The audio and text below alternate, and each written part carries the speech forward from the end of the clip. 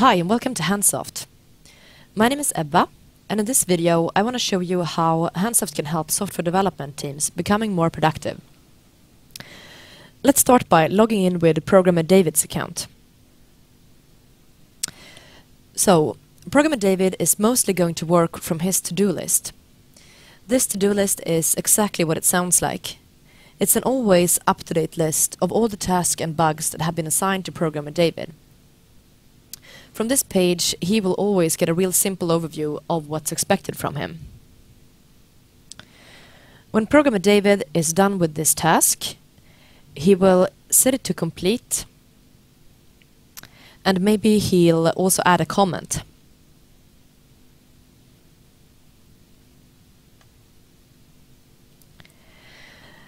As you can see, this newsfeed here to the right just got updated with this action from Programmer David.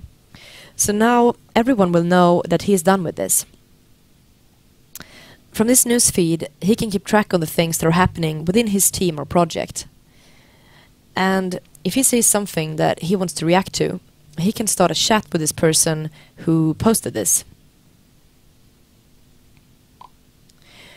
We can also click on a task or a user story to navigate to the project view and the place where this task originated from. So, Programmer David has access to this information, but he's likely going to spend most of his time working from his to-do list. And this to-do list is detachable, so he can have this sitting on the side of his screen while he's working in other tools.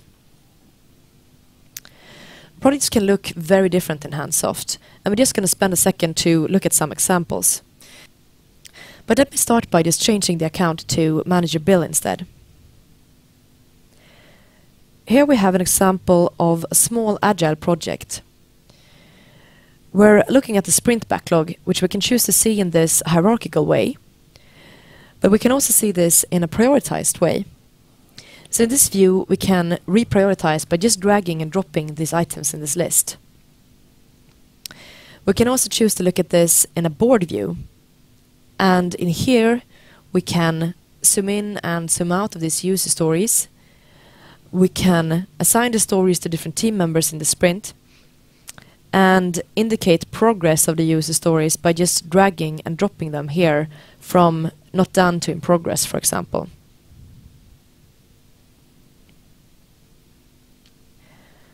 Here to the right, we have our sprint burndown, and if we go up, we'll see our releases and release burndowns here. The user stories we got in the sprint backlog are obviously coming from the product backlog. And in here, we can work with our user stories. We can create new ones. We can create a hierarchy here. And we can commit these user stories from the product backlog to the sprint backlog by just dragging and dropping them there. So we have all we need to run a Scrum team here. But as I said, projects and programs can look very different in Hansoft, so let's have a look at another example.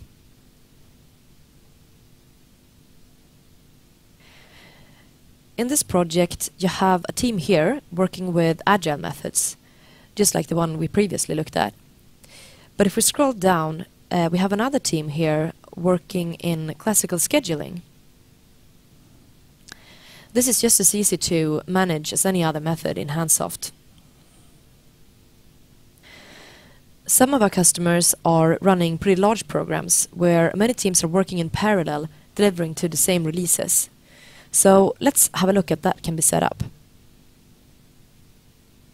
In this program, we have a release schedule, which is common for all the teams laid out at the top.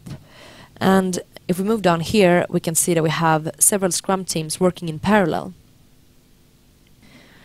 We can also take a look at the product backlog, where we can see that this is basically a backlog of backlogs, where we have all the user stories organized in different sections, or maybe we can call them feature areas. In Hansoft, you can also delegate sections of the schedule or the product backlog to empower teams to take responsibility for their parts. this section here has been delegated to product owner Tara. And when she starts working, project manager Bill will instantly become aware of what she is doing. At the same time, he may be working in another part of the backlog. So everyone is working together here in this one product backlog.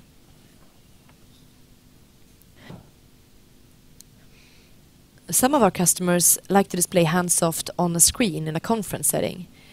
If this is interesting, you should be aware that you can zoom in and zoom out so that people in the back of the room can see what's happening as well. So let me move on to our final example of a project, and here we're using a Kanban to indicate progress of our work. Here we can pull these cards between the different steps in our process. And as you see, we support multiple swim lanes here in case some of the steps can happen in parallel. The point with showing you these various examples is to show that Hansoft is flexible and doesn't dictate your process. It allows team to work in different ways, even in the same project. So let's take a look at the defect tracking part of Hansoft. In each of these projects or programs, we have a full QA database. In here, we can report bugs, and in each of the projects define what process or workflow to use when handling the bugs. In here, we can just add new statuses and modify this to make sure that this mimics our process.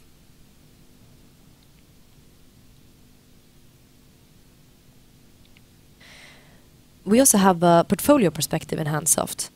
And from here we can look at, for example, issues or blocked items across the whole portfolio or programs.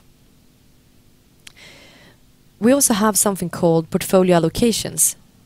In here we can see how people are allocated across different projects or programs. And you can look at this on an individual level or on a group or a project level. There's also a full document management section in Hansoft. In here you can check out and check in your documents. You have a full file history, and you can always roll back to previous versions of the document. So you can do a lot of things in Hansoft, but in the end of the day, it's the simplicity of the tool that makes it really work. If the team members actually like using the tool, it will increase the accuracy of reports and it will empower them to do more. How much potential do your teams have?